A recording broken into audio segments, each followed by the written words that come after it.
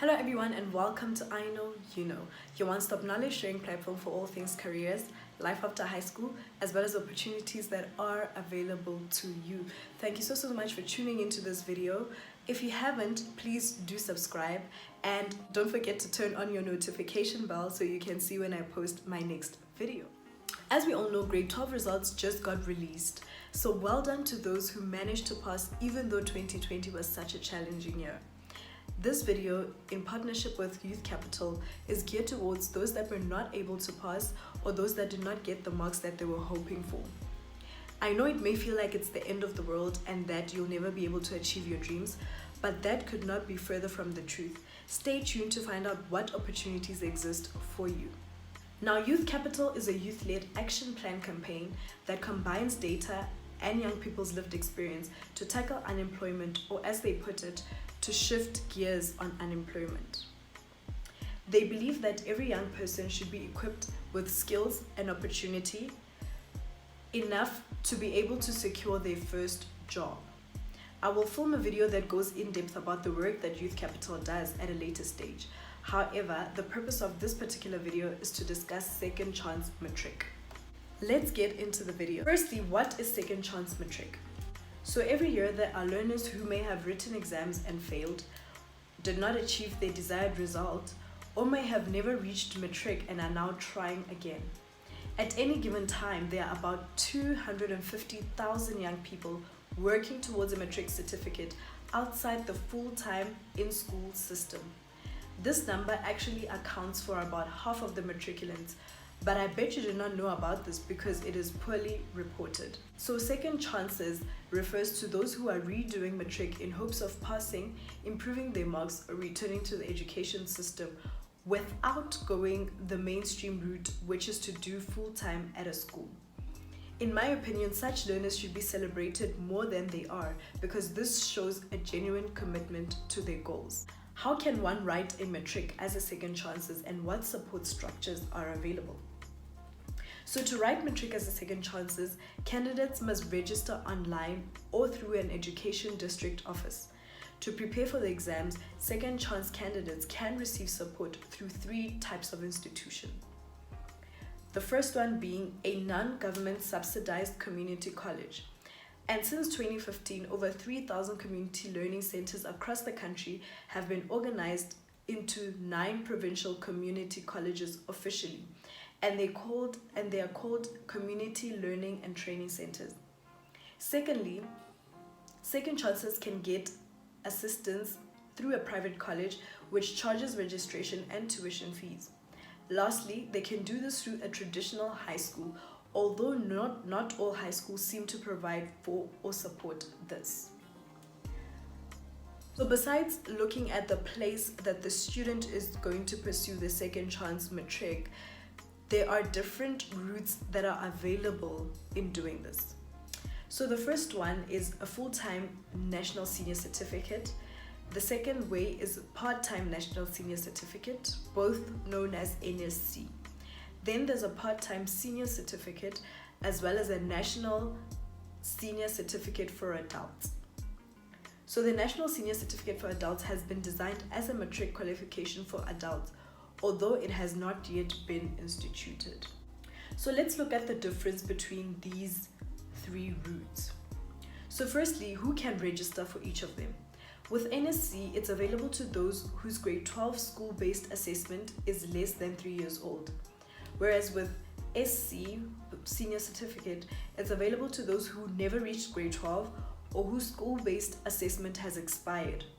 It's also available to candidates that are at least 21 years old and those that have passed grade 9 and have a school report to prove it. With NASCA, the National Senior Certificate for Adults, no school-based assessment or prior qualification is required, but NQF level 2 or 3 is recommended. The candidates must be at least 18-year-olds, and they will all undergo a pre-screening to assess their readiness for the learning expected of them. NASCA is also intended as a mechanism for recognizing prior learning. So what subjects are available for under each of these? So under NSC, you've got the official languages, the non-official languages, as well as a choice of 30 non-language subjects. The SC has official languages only and a choice of 50 non-language subjects, whereas NASCA has a language, mathematics or quantitative literacy, as well as a choice of 7 additional subjects. And what subjects do you need to pass? So with NSC, you need at least 7 subjects, one of which must be life orientation, and candidates can take as many subjects as they want.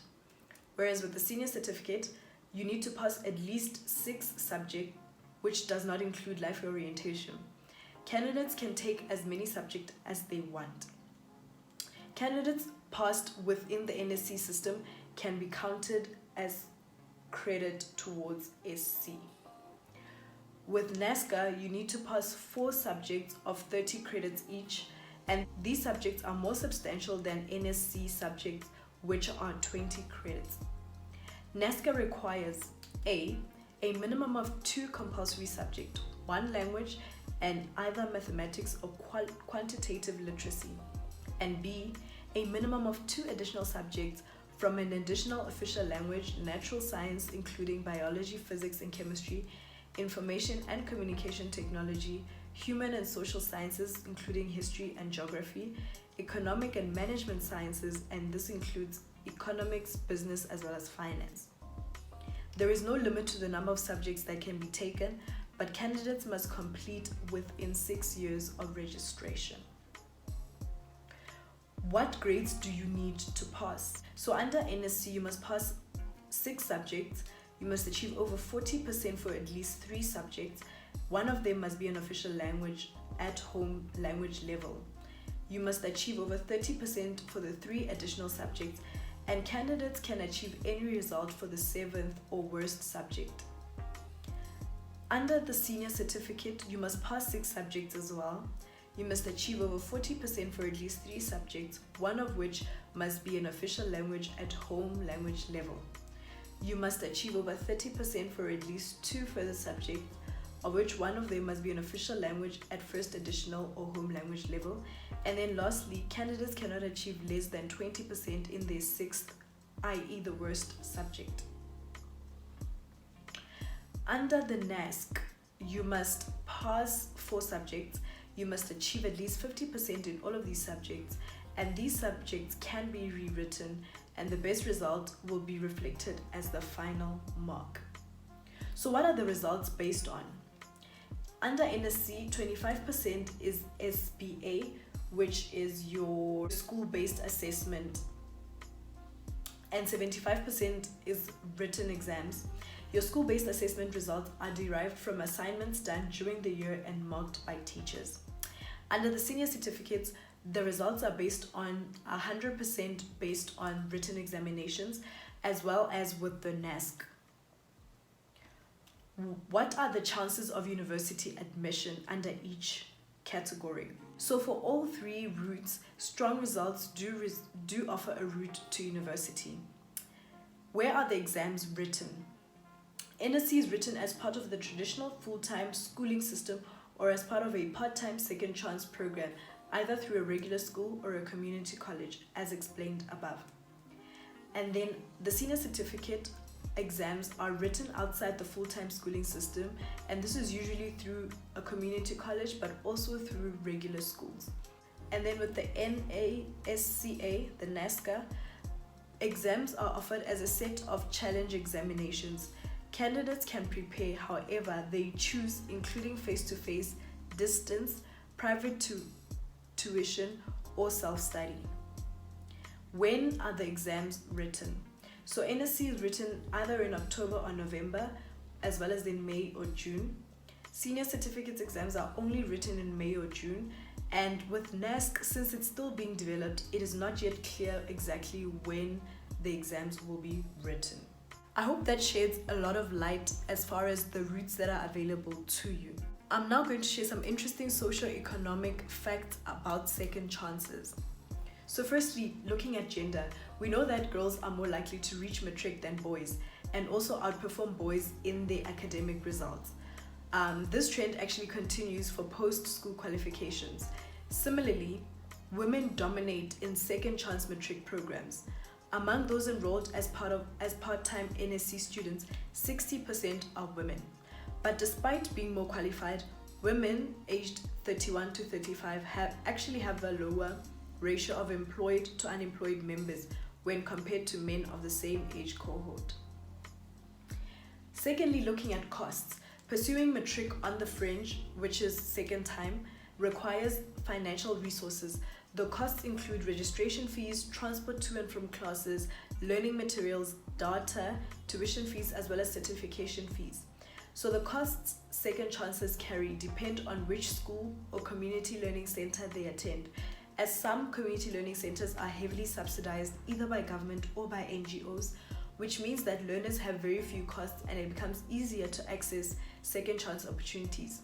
Others, and especially private colleges, have quite high fees. Looking at the geography of it, young people in urban areas are more likely to matriculate and more likely to achieve a post-school qualification. This is true both for those in full-time schooling and those pursuing matric on the fringe or as second chances. Urban-based second chances continue to perform better than rural-based counterparts, despite rural areas having greater access to in-person learning centers. And then looking at the labor market value of a bachelor's level pass. Among young people who are aged 31 to 35 and have a matric qualification, those with a bachelor level pass are 8 to 14% more likely to be employed than those without one. This suggests that the bachelor level pass might signal the quality of the matric qualification to potential employers. These findings suggest that second chance opportunities that allow young people to better their matric results could have a powerful impact on their futures, even if they don't enroll for or complete a university degree. And the graph you see now is one that shows the percentage of passes achieved at bachelor level for the different routes that are available.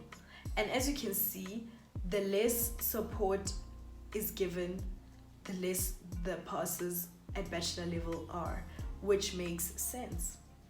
Looking at age, RECEP's qualitative research suggests that among those working towards a senior certificate, older candidates face greater challenges with computer literacy. This means they often need greater institutional support. Older candidates are also more likely to change subjects.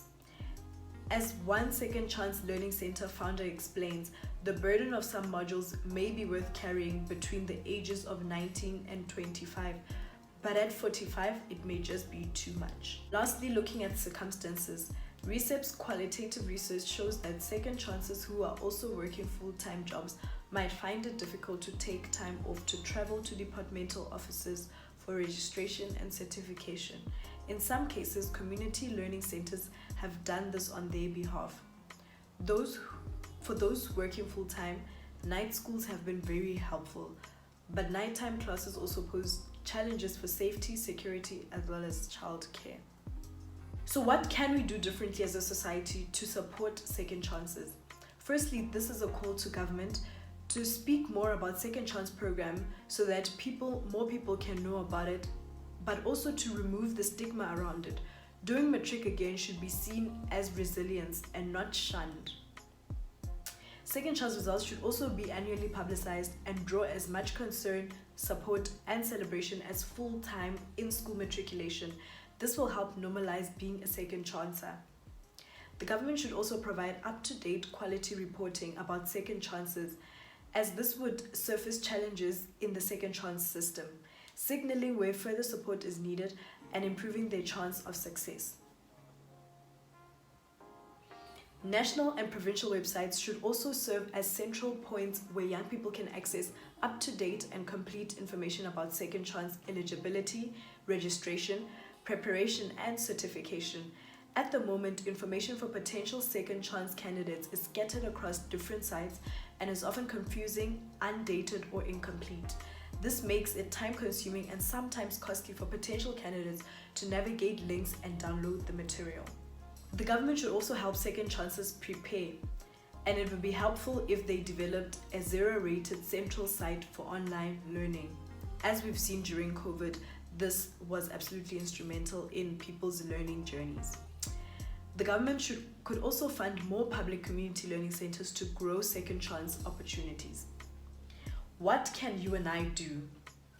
So the civil society organizations can actually pressure and collaborate with government to track second chances journeys to certification and to report their results. In addition to this, young people need support, whether in the form of time, data, or computer access, to find the right second chance pathway for them. Now, if you know anybody that did not perform well in matric or is looking to improve their marks, please support them as much as you can. So the findings presented here are actually drawn from a technical report that was produced by Stellenbosch University's Research on Social and Economic Policy, also known as RECEP. And this was a study done by the RECEP group on behalf of Youth Capital. I've inserted a link to the full report in the description box below. Thank you so much for watching this video. Please don't forget to share this with people who you think need this information. And if you felt that this information was important, like the video so that more people can actually find this video on the YouTube platform. Thank you so much for watching. See you in the next video. Goodbye.